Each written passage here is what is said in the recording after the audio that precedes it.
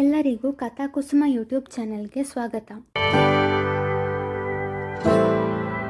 ನಿನಗೆ ಕೊಟ್ಟ ನೋವಿನಷ್ಟು ನೋವಿಲ್ಲ ಎಂದು ಉತ್ತರಿಸಿದವನು ಮನೆಯ ಹೂದೋಟದ ಕಡೆಗೆ ನಡೆದರೆ ಇಚ್ಛಾ ಅಚ್ಚರಿಯಿಂದ ಅವನು ಹೋದ ದಿಕ್ಕನ್ನೇ ನೋಡುತ್ತಾ, ಈ ಮನೆಗೆ ಬಂದು ಇನ್ನೂ 1 ವಾರ ಕೂಡ ಆಗಿಲ್ಲ.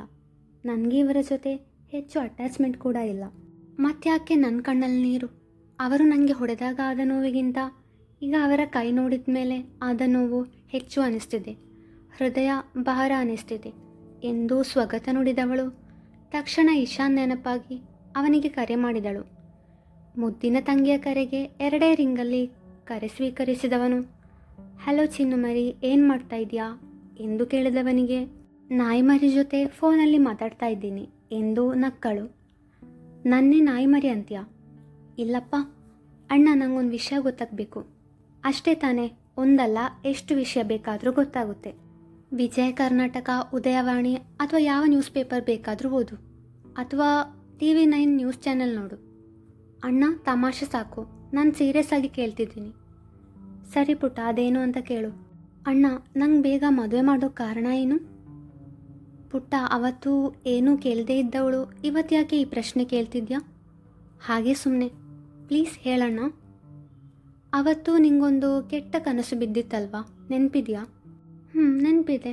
ಅದರ ಮರುದಿನ ನಾವು ದೇವಸ್ಥಾನಕ್ಕೆ ಹೋಗಿದ್ವಲ್ವ, ಅಲ್ಲಿ ಅಪ್ಪಂಗೆ ಒಬ್ಬರು ಸ್ವಾಮೀಜಿ ಸಿಕ್ಕಿದ್ರು. ನಿನಗೆ 20 ವರ್ಷ ತುಂಬುದ್ರೊಳಗಡೆ ನಿನ್ನ ಮದುವೆ ನಡಿಬೇಕು, ಇಲ್ಲಾಂದರೆ ನಿನಗೆ ಮುಂದೆ ಮದುವೆ ಯೋಗ ಇಲ್ಲ, ನಿನ್ನ ಪ್ರಾಣಕ್ಕೆ ಕೂಡ ಅಪಾಯ ಇದೆ ಅಂದರು. ಅದಕ್ಕೆ ಅಪ್ಪ ಅಮ್ಮ ಅಷ್ಟು ಆತಂಕದಲ್ಲಿದ್ದದ್ದು. ಪುಟ್ಟ, ನಿಂಗೆ ನಮ್ಮ ಮೇಲೆ ಕೋಪನಾ? ಇಲ್ಲ, ಖಂಡಿತ ಇಲ್ಲ. ನೀವೆಲ್ಲ ನನ್ನನ್ನು ಎಷ್ಟು ಪ್ರೀತಿಸ್ತಿದ್ದೀರಾ ಅಂತ ನಂಗೆ ಗೊತ್ತಿಲ್ವಾ? ಸರಿ ಅಣ್ಣ, ನಾನು ಆಮೇಲೆ ಕಾಲ್ ಮಾಡ್ತೀನಿ, ಬಾಯ್ ಬಾಯ್ ಎಂದವ ಕರೆ ಸ್ಥಗಿತಗೊಳಿಸಿದ. ಇದ್ದಕ್ಕಿದ್ದಂತೆ ಇಚ್ಛಾ ತನ್ನ ಮದುವೆಯ ಕಾರಣದ ಬಗ್ಗೆ ವಿಚಾರಿಸಿದರ ಹಿಂದೆ ಏನೋ ಇದೆ ಎಂದು ಯೋಚಿಸಿದ ಇಶಾನ್ ನಾಳೆ ಕಾಲೇಜಿನಲ್ಲಿ ಅವಳನ್ನು ಕೇಳೋಣ ಅಂದುಕೊಂಡ. ಅತ್ತ ಇಚ್ಛಾ ಮರುದಿನ ದೇವಸ್ಥಾನಕ್ಕೆ ಹೋಗಿ ಆ ಸ್ವಾಮೀಜಿಯನ್ನು ಭೇಟಿಯಾಗಬೇಕು ಎಂದು ನಿರ್ಧರಿಸಿದಳು. ಹೂದೋಟದಲ್ಲಿ ಸ್ವಲ್ಪ ಸಮಯ ಕಳೆದವನಿಗೆ ಇಚ್ಛಳ ಮುಖವೇ ಕಣ್ಣ ಮುಂದೆ ಬಂತು. ತನಗೋಸ್ಕರ ಅಳುತ್ತಾಳೆ ಎಂದರೆ ಅವಳ ಮನಸ್ಸಲ್ಲಿ ತನ್ನ ಬಗ್ಗೆ ಬೇಸರವಿಲ್ಲ ಎಂದು ಸಮಾಧಾನಗೊಂಡನು. ನಂತರ ಅವನಿಗೆ ವೃದ್ಧಿಯ ಬಗ್ಗೆ ಯೋಚನೆ ಆಯಿತು. ಇಶಾನ್ಗಿಂತ ಒಳ್ಳೆ ಹುಡುಗ ತನ್ನ ತಂಗಿಗೆ ಬೇರೆ ಯಾರೂ ಸಿಗಲಾರರು ಅಂದುಕೊಂಡವನು ತನ್ನ ತಂದೆ ಹಾಗೂ ಚಿಕ್ಕಪ್ಪನ ಜೊತೆ ಮಾತನಾಡಲು ನಿರ್ಧಾರ ಮಾಡಿದ. ರಾತ್ರಿ ಎಲ್ಲರೂ ಊಟಕ್ಕೆ ಕುಳಿತಾಗ ಶಿವಕುಮಾರ್ ಅವರು, ಇಚ್ಛಾ ಎಲ್ಲಿ, ಯಾಕೆ ಊಟಕ್ಕೆ ಬಂದಿಲ್ಲ ಎಂದಾಗ, ದೊಡ್ಡಪ್ಪ ಅವಳಿಗೆ ತಲೆನೋವು, ಅದಕ್ಕೆ ರೆಸ್ಟ್ ಮಾಡ್ತಿದ್ದಾಳೆ, ನಾನು ಆಮೇಲೆ ಅವಳಿಗೆ ಊಟ ತಗೊಂಡು ಹೋಗಿ ಕೊಡ್ತೀನಿ ಎಂದಳು ವೃದ್ಧಿ. ಅಷ್ಟರಲ್ಲಿ ಸಾರ್ಥಕ್, ಅಪ್ಪ, ಚಿಕ್ಕಪ್ಪ, ನನಗೆ ನಿಮ್ಮ ಜೊತೆ ಮುಖ್ಯವಾದ ವಿಚಾರವನ್ನು ಮಾತಾಡಬೇಕು ಎಂದಾಗ, ಅದೇನು ಅಂತ ಹೇಳು ಪಾಪು ಎಂದರು ಮೋಹನ್ರವರು. ನಾನು ನಮ್ಮ ವೃದ್ಧಿಗೋಸ್ಕರ ಒಬ್ಬ ಒಳ್ಳೆ ಹುಡುಗನನ್ನು ನೋಡಿದ್ದೀನಿ ಎಂದವನು ಎಲ್ಲರ ಮುಖವನ್ನು ನೋಡಿದ. ಎಲ್ಲರ ಮುಖ ಗಂಭೀರವಾಗಿತ್ತು. ವೃದ್ಧಿಗಂತೂ ತಿಂದ ತುತ್ತು ನುಂಗಲಾಗಲಿಲ್ಲ. ಸ್ವಲ್ಪ ಹೊತ್ತಿಗೆ ಮುಂಚೆ ತಾನೇ ಇವನ ಬಳಿ ನನ್ನ ಪ್ರೀತಿ ವಿಷಯ ಹೇಳಿದೆ, ಇಷ್ಟು ಬೇಗ ನಂಗೆ ಇನ್ನೊಬ್ಬರ ಜೊತೆ ಮದುವೆ ಮಾಡಲು ಹೊರಟಿದ್ದಾನೆ. ಛೇ, ನಾನೀಗ ಏನು ಮಾಡಲಿ? ಇಶಾನ್ ಅವರ ಜಾಗದಲ್ಲಿ ಇನ್ನೊಬ್ಬರನ್ನು ಕಲ್ಪಿಸಿಕೊಳ್ಳೋದಕ್ಕೂ ನನ್ನಿಂದಾಗಲ್ಲ. ನನ್ನ ಕಟ್ಕೊಳ್ಳೋದಕ್ಕೆ ಅದು ಯಾರು ಬರ್ತಾರೋ ನಾನು ನೋಡ್ತೀನಿ ಎಂದು ಮನಸ್ಸಲ್ಲಿ ಅಂದುಕೊಂಡವಳು, ಅಮ್ಮ ನಂಗೆ ಊಟ ಸಾಕು, ನಾನು ಇಚ್ಛಾಗೆ ಊಟ ಕೊಟ್ಬಿಟ್ಟು ಬರ್ತೀನಿ ಎಂದು ಅಲ್ಲಿಂದ ಇಚ್ಛಾಳ ಕೋಣೆಗೆ ಹೋದಳು. ಪಾಪು, ನೀನು ನಮ್ಮ ಬಗ್ಗೆ ಏನು ಅಂದ್ಕೊಂಡಿದ್ಯಾ? ನೀನು ಯಾರೋ ಒಬ್ಬನನ್ನು ತೋರಿಸಿದ ತಕ್ಷಣ ನನ್ನ ಮಗಳಿಗೆ ಅವನನ್ನು ಮದುವೆ ಮಾಡಿಕೊಡೋದಕ್ಕೆ ಒಪ್ಕೋತೀನಿ ಅಂತ ಅಂದ್ಕೊಂಡ್ಯಾ ಎಂದರು ಮೋಹನ್ರವರು ಗಂಭೀರವಾಗಿ. ಅವರ ಮಾತಿಗೆ ಎಲ್ಲರೂ ಆಶ್ಚರ್ಯದಿಂದ ಅವರನ್ನೇ ನೋಡಿದರು. ಯಾಕೆಂದರೆ ಅವರಿಲ್ಲಿ ತನಕ ಯಾರ ಮಾತಿಗೂ ವಿರುದ್ಧವಾಗಿ ಮಾತನಾಡಿದವರಲ್ಲ. ಆದರೆ ಈಗ ಅವರು ಆಡಿದ ಮಾತು ಎಲ್ಲರನ್ನೂ ಚಿಂತೆಗೀಡು ಮಾಡಿತ್ತು. ತಕ್ಷಣ ನಕ್ಕವರು, ನಾನು ಸುಮ್ಮನೆ ತಮಾಷೆ ಮಾಡಿದೆ ಕಣು ಪಾಪು. ವೃದ್ಧಿ ನನ್ನ ಮಗಳು ಮಾತ್ರ ಅಲ್ಲ, ನಿನ್ನ ತಂಗಿ ಕೂಡ. ಅವಳ ವಿಷಯದಲ್ಲಿ ತೀರ್ಮಾನ ತಗೊಳ್ಳೋ ಹಕ್ಕು ನಿಂಗಿದೆ. ಏನಂತೀಯ ಸುಧಾ ಎಂದು ಮೋಹನ್ರವರು ಕೇಳಿದಾಗ ಸುಧಾರವರು ನಕ್ಕು ಹೌದು ಎಂಬಂತೆ ತಲೆ ಆಡಿಸಿದರು. ಮನೆಯವರು ನೆಮ್ಮದಿಯ ನಿಟ್ಟುಸಿರು ಬಿಟ್ಟರು. ಪಾಪು, ಅವಳಿನ್ನೂ ಓದು ಮುಗಿಸಿಲ್ಲ, ಎಷ್ಟು ಬೇಗ ಮದುವೆ ಅಂದರೆ ಹೇಗೋ ಎಂದು ರಜನಿಯವರು ಕೇಳಿದಾಗ, ಅತ್ತೆ ಈಗಲೇ ಮದುವೆ ಮಾಡಿ ಅಂತ ನಾನೆಲ್ಲಿ ಹೇಳಿದೆ? ಮೊದಲು ಹುಡುಗನನ್ನು ನೋಡಿ, ಎಲ್ಲರಿಗೂ ಓಕೆ ಆದರೆ ಮುಂದಿನ ವಿಚಾರ.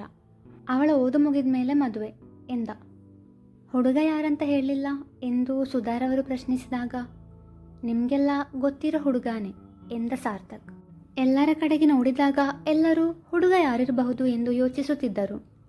ಹುಡುಗ ಬೇರೆ ಯಾರೂ ಅಲ್ಲ, ಇಶಾನ್, ಇಚ್ಛಾಳ ಅಣ್ಣ ಎಂದಾಗ, ತುಂಬ ಒಳ್ಳೆ ಹುಡುಗ, ಅಷ್ಟೇ ಅಲ್ಲ ಅಣ್ಣನ ಫ್ರೆಂಡ್ನ ಮಗ, ಲೆಕ್ಚರರ್, ನಮ್ಮ ವೃದ್ಧಿಯನ್ನು ತುಂಬ ಚೆನ್ನಾಗಿ ನೋಡ್ಕೋತಾನೆ ಅನ್ನೋ ನಂಬಿಕೆ ನನಗಿದೆ ಎಂದು ಮೋಹನ್ ರವರು ಹೇಳಿದಾಗ, ಅಣ್ಣ ಒಳ್ಳೆ ಹುಡುಗನನ್ನೇ ಆಯ್ಕೆ ಮಾಡಿದ್ಯಾ ಎಂದ ಸರ್ವೇಶ್. ಸಾರ್ಥಕ್ ಸುಮ್ಮನೆ ನಕ್ಕವನು, ಅಪ್ಪ ಈ ವಿಷಯವನ್ನು ಮಾವನ ಹತ್ರ ನೀವೇ ಮಾತಾಡಿ ಎಂದಾಗ, ಖಂಡಿತ ನಾಳೆ ಅವನನ್ನು ಭೇಟಿಯಾಗಿ ಈ ವಿಷಯದ ಬಗ್ಗೆ ಮಾತಾಡ್ತೀನಿ ಎಂದವರು ದಾಮೋದರ್ ಅವರಿಗೆ ಕರೆ ಮಾಡಿ ನಾಳೆ ತಾವು ಬರುವುದಾಗಿ ತಿಳಿಸಿದರು. ಇಚ್ಛಾಳ ಕೋಣೆಗೆ ಊಟದ ತಟ್ಟೆಯನ್ನು ಹಿಡಿದುಕೊಂಡು ಬಂದ ವೃದ್ಧಿಯ ಮುಖ ನೋಡಿದ ಇಚ್ಛಾ, ಇವಳಿನ್ನೂ ಸಂಜೆಯ ಘಟನೆ ಮರೆತಿಲ್ಲ ಅಂದುಕೊಂಡು, ಹೇ ವೃದ್ಧಿ, ಆ ವಿಷಯವನ್ನು ನೆನೆಸಿ ಬೇಜಾರಾಗಬೇಡ, ನೋಡು ನಾವು ಐ ಆಮ್ ಫೈನ್, ಅಷ್ಟೇ ಅಲ್ಲ ಆ ನಿಮ್ಮಣ್ಣ ನನ್ನ ಹತ್ರ ಸೋರಿ ಕೇಳ್ದ ಗೊತ್ತಾ ಎಂದಾಗ ವೃದ್ಧಿ ಇನ್ನೂ ಮೌನವಾಗೇ ಇದ್ದಳು. ಅಂದರೆ ವಿಷಯ ಬೇರೆ ಏನೂ ಇದೆ, ಅಣ್ಣನ ವಿಷಯವನ್ನು ತಲೆಗೆ ಹಚ್ಚಿಕೊಂಡಿರ್ಬೋದಾ ಎಂದು ಮನಸ್ಸಲ್ಲಿ ಅಂದುಕೊಂಡವಳು.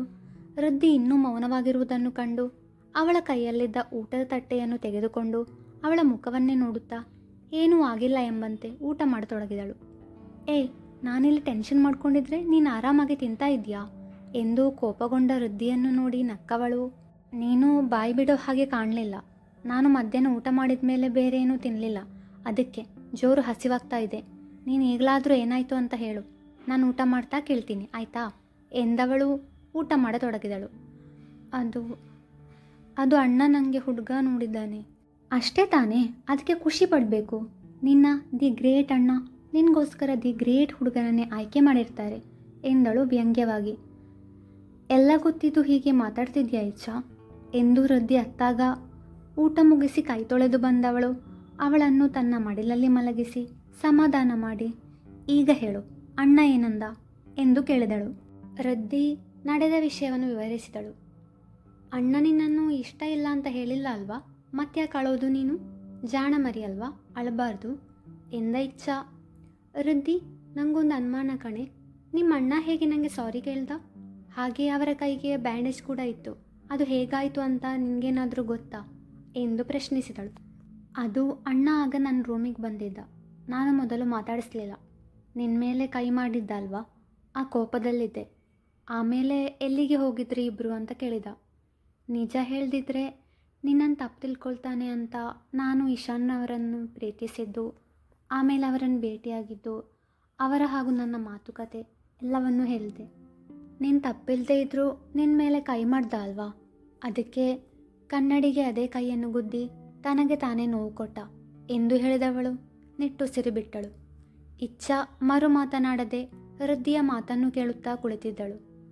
ಅಷ್ಟೇ ಅಲ್ಲ ಇಚ್ಛಾ, ಈಗ ಮನೆಯವರ ಮುಂದೆ ನನಗೆ ಹುಡುಗ ನೋಡಿದ್ದಾನೆ ಅಂದ. ನನ್ನ ಮನಸ್ಸಲ್ಲಿ ಇಶಾನ್ ಅವರು ಇದ್ದಾರೆ ಅಂತ ಬಾಯಿ ಬಿಟ್ಟು ಹೇಳಿದ ಮೇಲೂ ಇನ್ನೊಬ್ಬರ ಜೊತೆ ನನಗೆ ಗಂಟು ಹಾಕೋದಕ್ಕೆ ನೋಡ್ತಿದ್ದಾನೆ, ಅದಕ್ಕೆ ನನಗೆ ತುಂಬ ಬೇಜಾರಾಗ್ತಿದೆ. ಆದರೆ ನಾನು ಮನಸಾರಿ ಇಷ್ಟಪಟ್ಟಿದ್ದು ನಿನ್ನ ಅಣ್ಣನನ್ನು, ಅವರನ್ನು ಬಿಟ್ಟು ಬೇರೆ ಯಾರನ್ನು ನಾನು ಮದುವೆ ಆಗಲ್ಲ ಎಂದವಳು ಅತ್ತರೆ ಕಂಗ್ರ್ಯಾಚುಲೇಷನ್ಸ್ ಎಂದು ನಕ್ಕಳು ಇಚ್ಛಾ. ಇಚ್ಛಾ, ನಾನಿಲ್ಲಿ ಅಲ್ತಿದ್ರೆ ಕಂಗ್ರ್ಯಾಚುಲೇಷನ್ ಅಂತಿದೀಯಾ ನೀನು? ಹೌದು, ನಿನ್ನನ್ನು ನನ್ನ ಅತ್ತಿಗೆ ಪೋಸ್ಟ್ಗೆ ಪ್ರಮೋಷನ್ ಮಾಡಿಸ್ತೀನಿ, ಅದಕ್ಕೆ ಕಂಗ್ರ್ಯಾಚುಲೇಷನ್ಸ್. ಡೋಂಟ್ ವರಿ, ಗಂಡಿನ ಕಡೆಯವರಿನ್ನೂ ಮನೆಗೆ ಬಂದಿಲ್ಲ ಅಲ್ವಾ, ಮತ್ತೆ ಯಾಕೆ ಭಯ?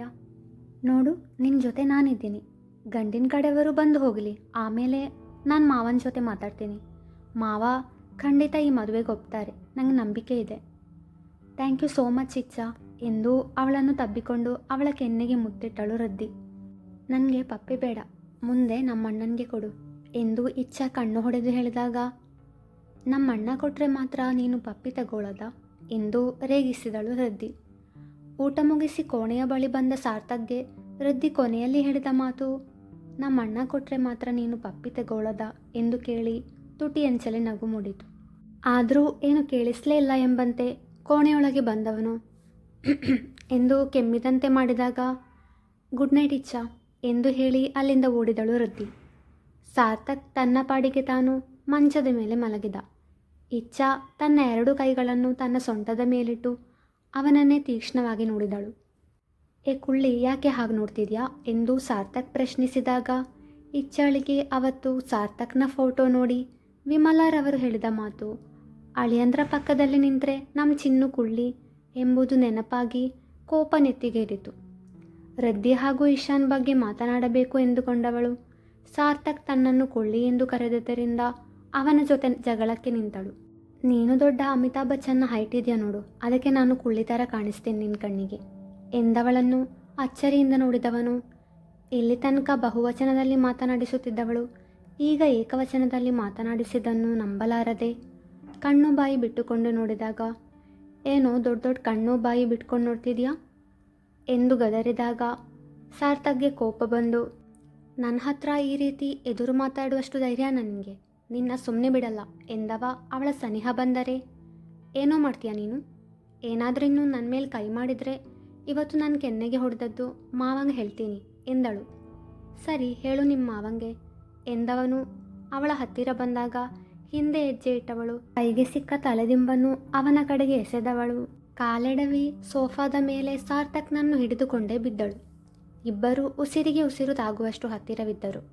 ಮೊದಲ ಸಾರಿ ಒಂದು ಹೆಣ್ಣಿಗೆ ಇಷ್ಟು ಸನಿಹವಾಗಿ ಇದ್ದವನು ಅವಳ ಬಟ್ಟಲು ಕಣ್ಗಳನ್ನು ನೋಡಿ ಕಳೆದು ಹೋದರೆ ಬೆಳಗ್ಗೆ ಕಾಲೇಜ್ನಲ್ಲಿ ಪ್ರಿಯಾ ಹೇಳಿದ ಆ ಹೀರೋ ಹ್ಯಾಂಡ್ಸಮ್ ನಂಗೆ ಬೇಕು ಎಂಬ ಮಾತು ನೆನಪಾದಾಗ ಹೌದು ಹೀರೋನೇ ಇವರು ಅಂದುಕೊಂಡವಳು ಪ್ರಿಯಾ ಮಾತಿನಿಂದ ಬಂದ ಕೋಪವನ್ನು ಸಾರ್ಥಕ್ ಮೇಲೆ ತೋರಿಸಿದಳು. ಅವನನ್ನು ತಳ್ಳಿದಳು. ಇಬ್ಬರ ಹೃದಯ ಬಡಿತ ಏರುಪೇರಾಗಿತ್ತು. ಸಾರ್ಥಕ್ ಏನೊಂದು ಮಾತನಾಡದೆ ಮಂಚದಲ್ಲಿ ಮಲಗಿದರೆ ಇಚ್ಛಾ ಸೋಫಾದಲ್ಲಿ ಮಲಗಿದಳು. ಇಶಾನ್ ಹಾಗೂ ವೃದ್ಧಿಯ ವಿಷಯವನ್ನು ಇಚ್ಛಾಳಿಗೆ ಹೇಳಬೇಕೆಂದುಕೊಂಡಿದ್ದವನು ನಾಳೆ ತನ್ನ ತಂದೆ ಹೋಗಿ ಇಚ್ಛಾಳ ತಂದೆಯ ಹತ್ತಿರ ಮಾತನಾಡಿ ಬಂದ ಮೇಲೆ ತಿಳಿಸೋಣ ಅಂದುಕೊಂಡು ಈಗ ಹೇಳುವುದು ಬೇಡವೆಂದು ಮುಸುಕೆಳೆದು ನಿದ್ದೆಗೆ ಜಾರಿದ್ದನು. ಇಚ್ಛಾಳಿಗೆ ಕಣ್ಣು ಮುಚ್ಚಿದಾಗಲೆಲ್ಲ ತನಗೆ ತೀರ ಸನಿಹವಿದ್ದ ಸಾರ್ಥಕ್ನ ಮುಖ ನೆನಪಾಗಿ ಅದು ಯಾವಾಗ ನಿದ್ದೆಗೆ ಜಾರಿದಳೋ ಅವಳಿಗೆ ತಿಳಿಯಲಿಲ್ಲ. ಮರುದಿನ ದೇವಸ್ಥಾನಕ್ಕೆ ಹೋಗಬೇಕೆಂದು ಬೆಳಗ್ಗೆ ಬೇಗ ಎದ್ದಿದ್ದಳು. ಸಾರ್ಥಕ್ ಯಾವಾಗಲೂ ಬೇಗ ಹೇಳುವವನು ಅಂದು ಬೇಗ ಎದ್ದಿರಲಿಲ್ಲ. ಎದ್ದವಳು ಅವನ ಬಳಿಗೆ ಹೋಗಿ ಅವನನ್ನೇ ನೋಡತೊಡಗಿದಳು. ಯಾಕೋ ಅವಳಿಗೆ ಅವನ ತಲೆಗೂದಲಲ್ಲಿ ಕೈಯಾಡಿಸಬೇಕೆಂಬ ಬಯಕೆ ಆಯಿತು. ಅವಳು ಅವನ ತಲೆಗೂದಲಲ್ಲಿ ಕೈಯಾಡಿಸಿದಾಗ ಅವನಿಗೆ ಎಚ್ಚರವಾಗುವ ಸೂಚನೆ ದೊರಕಿತು. ತಕ್ಷಣ ಬಾತ್ರೂಮಿಗೆ ಓಡಿದಳು. ಸ್ನಾನ ಮುಗಿಸಿ ಹೊರಬಂದಾಗ ಸಾರ್ಥಕ್ ಎದ್ದಿದ್ದ. ಅವನ ಕಡೆಗೆ ನೋಡದೆ ನೇರ ವೃದ್ಧಿಯ ರೂಮಿಗೆ ಹೋದಳು. ಅವಳನ್ನು ಎಬ್ಬಿಸಿ ದೇವಸ್ಥಾನಕ್ಕೆ ಹೋಗಲು ತಯಾರಾಗಲು ಹೇಳಿದವಳು ತನ್ನ ಕೋಣೆಗೆ ಬಂದಳು. ಸಾರ್ಥಕ್ ಬಾತ್ರೂಮಿಗೆ ಹೋದಾಗ ಒಳ್ಳೆ ಪರಿಮಳ. ಯಾವಾಗಲೂ ಮೊದಲು ಎದ್ದು ಸ್ನಾನ ಮಾಡುತ್ತಿದ್ದವನು ಅವನು. ಹಾಗಾಗಿ ಈ ಹೊಸ ಪರಿಮಳ ಅವನಿಗೆ ಬಂದಿರಲಿಲ್ಲ. ಒಂದು ಬಿಳಿ ಬಾಕ್ಸ್ ಕಂಡಿತು. ಅದು ಮುಚ್ಚದೇ ಇತ್ತು. ನೋಡಿದಾಗ ಹಿಮಾಲಯ ಬೇಬಿ ಸೋಪ್. ಇಚ್ಛಾ ಬಳಸುತ್ತಿದ್ದದು ಅದೇ ಸೋಪ್. ಯಾವಾಗಲೂ ಸೋಪ್ ಬಾಕ್ಸ್ ಮುಚ್ಚುತ್ತಿದ್ದವಳು ಇವತ್ತು ಗಡಿಬಿಡಿಯಲ್ಲಿ ಮರೆತಿದ್ದಳು. ಇಷ್ಟು ದಿನ ಬರೀ ಚಿಕ್ಕ ಮಗುವಿನಂತೆ ಆಡುತ್ತಿದ್ದಾಳೆ ಎಂದುಕೊಂಡವನು ಸೋಪ್ ನೋಡಿದ ಬಳಿಕ ಇವಳಿನ್ನೂ ಪುಟ್ಟ ಮಗು ಎಂದುಕೊಂಡು ನಕ್ಕನು. ತದನಂತರ ಅವನು ಸ್ನಾನ ಮುಗಿಸಿ ಹೊರಬಂದಾಗ ಇಚ್ಛಾ ದೇವಸ್ಥಾನಕ್ಕೆ ಹೋಗಲು ತಯಾರಾಗಿ ನಿಂತಿದ್ದಳು. ಸಾರ್ಥಕ್ ಅವಳ ಬಳಿ ಬಂದವನು ಇವತ್ತು ಸ್ಪೆಷಲ್ ಕ್ಲಾಸ್ ಇದೆಯಾ ಎಂದಾಗ ನಿನ್ನೆ ಹೇಳಿದ ಸುಳ್ಳಿಗೆ ಅಣಕಿಸುತ್ತಿದ್ದಾನೆ ಎಂದನಿಸಿ ಇಲ್ಲ ಗಣಹೋಮ ಇದೆ ಎಂದವಳು ಮುಖ ತಿರುಗಿಸಿ ಹೋದಳು. ಯಾವತ್ತೂ ಬೇಗ ಏಳದವಳು ಇವತ್ತು ಬೇಗ ಎದ್ದಿದ್ದನ್ನು ಕಂಡು ಸ್ಪೆಷಲ್ ಕ್ಲಾಸ್ ಇದೆಯಾ ಎಂದು ಕೇಳಿದ್ದ. ಆದರೆ ಇಚ್ಛಾ ಅವನ ಮಾತನ್ನು ಅಪಾರ್ಥ ಮಾಡಿಕೊಂಡಳು. ಅವಳು ಕೆಳಗಿಳಿದು ಬಂದಾಗ ಮನೆಯವರೆಲ್ಲ ಅವಳ ತಲೆನೋವಿನ ಬಗ್ಗೆ ವಿಚಾರಿಸಿದರು. ಈಗ ತಲೆನೋವಿಲ್ಲ ಎಂದು ಹೇಳಿದವಳು ದೇವಸ್ಥಾನಕ್ಕೆ ಹೋಗಲು ಅನುಮತಿ ಪಡೆದು ವೃದ್ಧಿಯ ಜೊತೆ ಹೊರಟಳು. ಸಾರ್ಥಕ್ಗೆ ತಿಂಡಿ ತಿನ್ನಲು ಕುಳಿತಾಗಲೇ ತಿಳಿದದ್ದು ಇಚ್ಛಾ ದೇವಸ್ಥಾನಕ್ಕೆ ಹೋಗಿದ್ದಾಳೆ ಎಂದು. ತನ್ನ ಬಳಿ ಒಂದು ಮಾತು ಹೇಳದೆ ಹೋದವಳ ಮೇಲೆ ಕೋಪ ಮೂಡಿತು. ಅದಕ್ಕಾಗಿಯೇ ಅವಳನ್ನು ಕಾಲೇಜಿಗೆ ಡ್ರಾಪ್ ಮಾಡಲು ಕಾಯದೆ ನೇರ ರೆಸ್ಟೋರೆಂಟಿಗೆ ಹೊರಟು ಹೋದ. ಶಿವಕುಮಾರ್ ರವರು ಹಾಗೂ ಮೋಹನ್ ರವರು ವೃದ್ಧಿ ಹಾಗೂ ಇಶಾನ್ ವಿಷಯ ಮಾತನಾಡಲು ದಾಮೋದರ್ ರವರ ಮನೆಯ ದಾರಿ ಹಿಡಿದರು. ಮುಂದುವರಿಯುವುದು. ಈ ಕತೆ ನಿಮಗೆ ಇಷ್ಟವಾಗಿದ್ದರೆ ಲೈಕ್ ಮಾಡಿ, ಶೇರ್ ಮಾಡಿ, ಕಮೆಂಟ್ ಮಾಡಿ. ಹಾಗೆ ಈ ಚಾನೆಲ್ನ ನೀವು ಸಬ್ಸ್ಕ್ರೈಬ್ ಮಾಡಿಲ್ಲ ಅಂದರೆ ಸಬ್ಸ್ಕ್ರೈಬ್ ಮಾಡಿ. Thank you.